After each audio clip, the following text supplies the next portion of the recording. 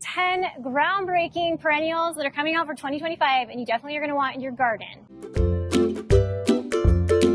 We are here today with Matt Carr. So Matt, tell me your official job title. Vice President of Horticultural Operations from Olson's Greenhouse. Yes, we love Matt. He knows all the good stuff. Make sure you stay till the end because we have a surprise one coming up at the end, a surprise pick that Matt told me. And you don't want to miss that, do you? No, you don't. What year is that one coming out, we think? 2026. You get a sneak peek of something coming out even more in the future than next spring, summer. First, we're going to talk about zones for a hot second. Now, Matt was saying that he considers, I've always said in Utah that I am zone 7A. So that's maybe correct on some of the zone charts, but in all of our research and everything that we've done here in our test garden, we found that we're pretty much a 5B. You'll consistently overwinter. A 6A, if we have a really rough spring, a lot of your plants will not make it. And so we typically try to put a 5B or hardier into our stores to make sure that they survive for you at your house. Now, if you're new here, I'm an ambassador for Olson's Greenhouse Gardens, and they are the local company that grows plants for stores, especially Home Depot, Walmart, sometimes Costco. And there's a few Home Depot exclusives that we're going to be talking about today. So make sure you stay tuned for that. But I wanted Matt to tell you that 5B. So all the things we're talking about are good to zone 5B, which is amazing. That's incredible. We get questions about that all the time. So first up is Heliopsis. Tell us what's special about this one. So this Heliopsis is called Orial. We really like it. It is a variegated Heliopsis, but what makes this one stand out is the variegation is more of a bright white. Bright white. And so with a very nice green margin. So when you see that, it really makes for a lot of interest. And then you also get, starting about the middle of June, the first part of July, a beautiful yellow flower that we still have flowers in the garden, and it's almost October. Oh my gosh, it's so crazy. I can't believe it's flowered so long on this one. And what you said about it being white instead of yellow, I think that's so key for people to know, because the contrast of the white and the green versus the yellow and the green really makes it pop. Yes, it does. And stand out in the garden. Now, is that one full sun? So that one will take some shade. So we would consider that a part shade plant, but it will also do well in the full sun, and it will not burn like some of the other Heliopsises that have been variegated. Oh.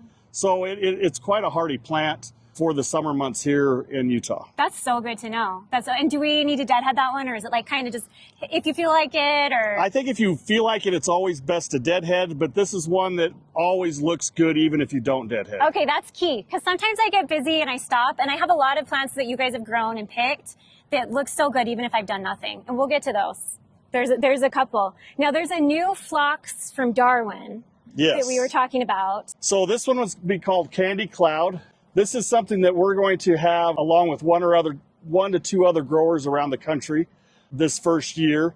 What makes this phlox really unique is it's a woodlander type of phlox. So it's a little bit later than your phlox or your creeping phlox. This one will get a little bit of height to it. But the really cool thing about this is there's two flowering seasons. The flowers in the spring are incredible. It's a solid mass of lavender color, but as we found out, starting in the first part of August, we started to see flowers again, and then we had a complete reflush. So that's something very unique with this phlox. Specific phlox, the Candy Cloud. And it's beautiful. I'm seeing it for the first time right now, and I would not have known that's its second flush. Yes. That's crazy. And if you know me, my spring garden is a little bit lacking, so I need to take it up a notch. So that one's on my list for next year for sure. And that's coming to Home Depot stores. That's an exclusive next spring? Yes. It's a pre-release is what we call it. There's only so much availability the first year, and we're one of the greenhouse partners with Darwin Perennials that allows us to get that to you early. First. Yeah, I told you I had cool friends, and they know all the stuff, and they get all the stuff early. I've been to a couple influencer things, and they're like, what? You already have that? I'm like, yeah, Olson's had that. We've had it all summer. So these guys, they're great. All right, Gaura. We want to talk about Gaura. Yeah, so Gaura is one of those plants that a lot of people say, well, Gaura's not hardy here in Utah. Well, we found a few cultivars that truly are hardy here in Utah. And one of them is Monarch. Now, this is a plant that you need a little bit of a space. It gets quite large. It gets really big. And it's I would say it's the size of Natalie in height. So it's a great plant to put at the back of the border that gives you those nice wispy white flowers that come up to make your yard just look beautiful. And that one has a lot of good movement too. I constantly talk about the wind we have here, the wonderful wind in Utah. And that one's just really pretty fluttering. The white one is especially beautiful in my yard in the evenings because it catches the light so well in the moonlight. If there's a night with a full moon, if you're planning on doing a moon garden, my whole backyard's a moon garden. That's a whole nother video, but that's beautiful. Now there was another one as well, but I'm pretty sure the white one is the one. Yeah, the white one is the best. There's a pink, but it just doesn't have the same effect as the white does. It's a little bit smaller. It's kind of, but I'll show a clip of it. It's planted a little bit behind. So the white one is the one going into stores. Now up next, we have a Russian sage. So the Russian sage that we're currently growing is called Helena. And it's not like your grandmother's Russian sage. This one stays fairly compact. It'll get 2 to 3 feet tall, but have a nice blue color, and the pollinators absolutely love them. It's very drought tolerant, does really well here in our high mountain desert. The size of this one is what really impressed me because I kind of stay away from the Russian sage because they're so massive and kind of, they get the big empty kind of spots inside. I love them for the pollinators, but this one is really great for a lot of home gardeners that have maybe a smaller space, or maybe you want a lot more variety of different plants in your space like I do. And so a more compact Russian sage might be a better option for me. Yes, it's one that you could put in the middle of your beds. Yeah, you could put it in the middle of your beds instead of the back border. Yes. Interesting. Okay, that's a good one. And that one, as you said, was like drought tolerant and... Yes, very heat tolerant. Just does well in our climate. And the cold as well, that one's good. It'll be fine, the dry heat. Now we also are going to talk a little bit about coreopsis, which if you saw the video of me planting things in my mom's yard, I'll link that one below. We just added some more coreopsis in her garden as well. But tell us what you love about the coreopsis and what's special about the Uptick coreopsis. So coreopsis for us here in Utah, they all do well. But what really sets them apart is how long they will go and still look good in the garden. So the main problem that you have with coreopsis is powdery mildew. As soon as the weather starts to change, we start to get into the shorter days and into the cooler nights, the powdery mildew sets in and your beautiful green plant suddenly turns white. So we're looking for plants that will continue to go 2, 3, 4 weeks longer before it gets the powdery mildew. So you have a lot more satisfaction in your garden, along with that beautiful yellows and reds and different shades that you could get from the coreopsis. Coreopsis is fantastic. It's a workhorse in the garden. And like you're saying, if you're not familiar with powdery mildew, if you're a beginner gardener, powdery mildew, it kind of looks like someone came out and dusted your plants with flowers on the leaves. You'll come out and all of a sudden it's dying, but you know it's getting enough water. So you try and hose it off and it actually makes the problem worse. And so that's what they're looking to solve with the breeding. All right, this next one's mariachi. And I can't say the other part of the name, so I'm going to make Matt say it. So it's gaillardia or gaillardia. There's lots of different ways to say it, but its common name is blanket flower. We, throughout the previous 5 or 6 years, have really looked at all of the varieties of gaillardia on the market. And we found that the variety SpinTop is the best. It doesn't fall apart. When it goes to seed, the seed heads don't turn that nasty brown color. They just kind of disappear and the new flowers come. Now we have a fluted gaillardia in the SpinTop series, which is really cool. It has a fluted flower. And in the spring, when the plant's really just starting to get going, the flowers sit right on top of the kind of bluish green foliage. And it almost looks like there's a blue that shines through those flutes in the flower. That's cool. So it's a really cool plant. And then it goes from spring to frost. So it's still flowering in our garden. And it just always looks good. And that's going to, we think in Home Depot stores. Yes, it will be in Home Depot too. That one, I got a SpinTop mango last summer or the summer before. Yes. And it's in my pollinator garden. And I've been looking to get another one to match it because it's so good. Yeah, it's beautiful. That was our number one pick 2 years ago in our garden was the mango. The mango. Yes. He said there's also a couple other fruity flavors, but the mango's the best one out of all. I'm like so happy I got the mango. But now it needs a friend. And the habit of this blanket flower is actually really great too. They were trialing some shorter ones and some taller ones, but the habit on this one is the best of the best. Yes. All right, now moving on to our echinacea. We have a couple picks for echinacea. We love echinacea here in Utah because you get a lot of flowers. Yes, you do. Especially in these new ones that you're growing too. Yeah, so that's what we're really looking for. Your older echinacea, it was kind of one and done unless you deadheaded. But who really has the time to deadhead consistently? So the varieties that we're doing now, last year we had the double scoop sombreros, which was the double flower. And now we have one that's called Sun Magic Series, is a series that needs to go more at the front of your border. It's not something that you're going to put back. It is a really nice, tidy habit. It gets about 18 inches tall, but really what makes Sun Magic stand out from the others is the amount of flowers that it continues to push. It's many. Just one after another. The flower will start to die back and one pushes right up over the top of it.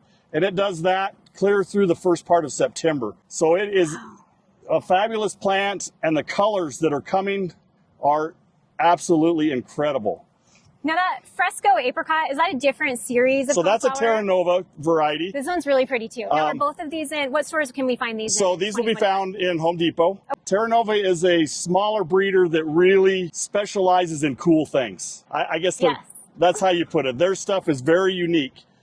It all comes from tissue culture, so it's not a seed variety. We have to propagate it special.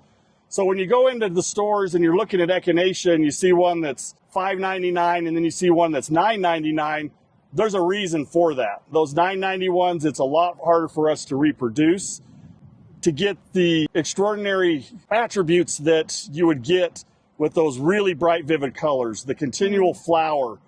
That's what really sets these plants apart. And that's why they demand a premium, because they cost us more to produce. Yeah, that's good to know. I think that's important for people too, because you can buy budget-friendly plants, but you might not be getting the very best of the genetics. That's what you want in the end. So it might be better to just invest in like a couple really solid key plants that have those great genetics. That's what I've learned over, the time of gardening, that I'll actually, kind of splurge on a couple key things that I know have been really tested and trialed well. And then instead of just buying more plants and more plants. So look to put a few specimens into your garden. Yes. That's really what these plants shine as is a specimen. Yeah, and building over time. I think that's always great too. That's something you definitely want. Now these ones are bred to be resistant to mildew and things too. Yes. Coreopsis, which is another problem with the coreopsis. That brings us to buddleia. Now there's some new buddleias on the market. Matt has some opinions and thoughts. Yeah, so buddleia, a lot of people think of butterfly bush as this great big 6-foot plant. You have to whack it back all the way to the ground every year, and it takes over. You have to have a big yard for them, or you put them on the corner of your house.